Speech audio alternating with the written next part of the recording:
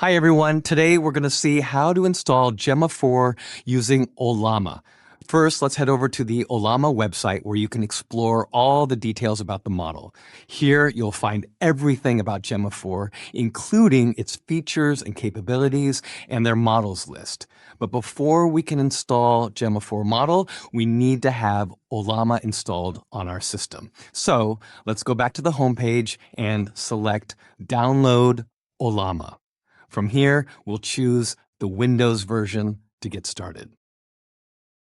After downloading, open the Ollama setup file from your Downloads folder, click Run, and install Ollama.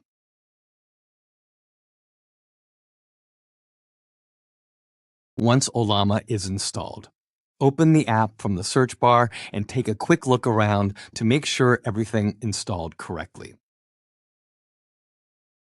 Now we're ready to install the Gemma 4 model. First, go to the Models section and click on Gemma 4.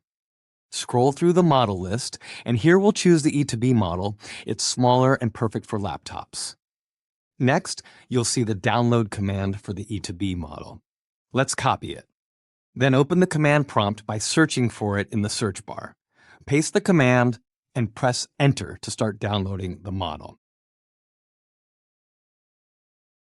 Once the model is installed, you can find it under the model list. Click on Model List and scroll to the bottom. There you'll see the Gemma 4 E2B model. Now, let's test it out. I've turned off internet access to see how it performs offline. I gave it a prompt to write a code for finding prime numbers. Let's watch and see how long it takes to generate the output.